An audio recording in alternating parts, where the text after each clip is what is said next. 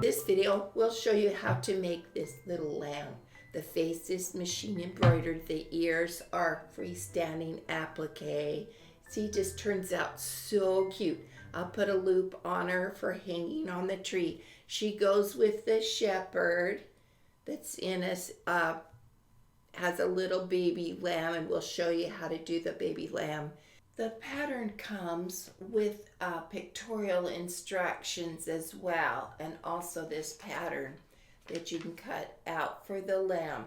And it's a fleece knit that's just awesome. That really makes this little guy.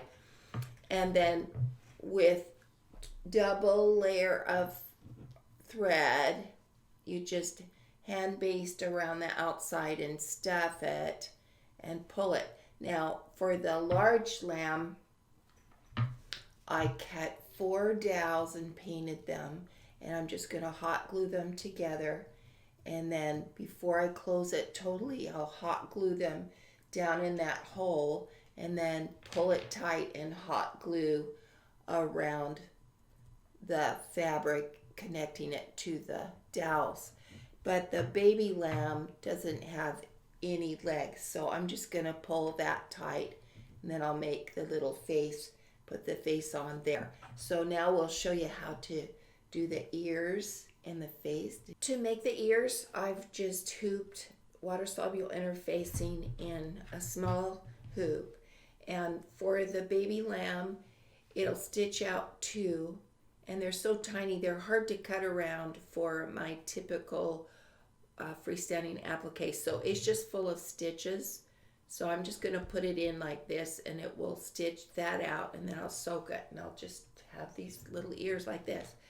Then the larger ear is actually machine applique, so I'm going to make a sandwich of 2 pieces of fabric, wrong sides together, thin batting, and I'm just going to place it over that, and it'll stitch out a single stitch for the first stage. Now I've trimmed around that single stitch. The closer I get to this stitches, the better the satin stitch will look. I completed the next 2 stages, which was a zigzag and a satin stitch, that cut away some of the interfacing and soaked it, let it dry, and it turns out great.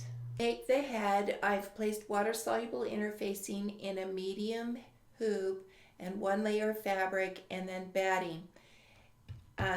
The batting will keep, like if I choose a lighter color, it'll keep all the jump stitches on the back from showing to the front, and the little stitches sink in, and it just looks cool with it, just softens them a little bit.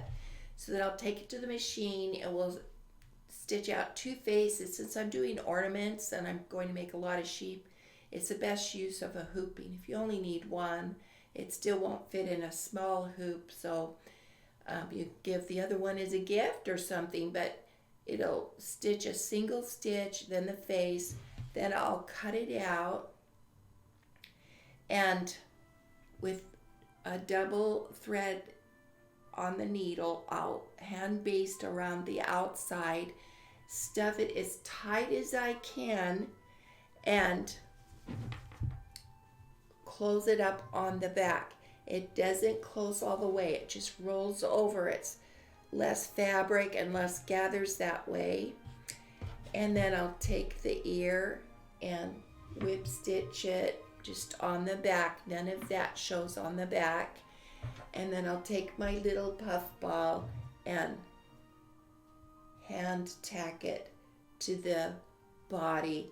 And this little sheep turns out darling. I've blushed his cheek. Come to our website and check out all of our nativity characters. They're just darling. Thanks for watching.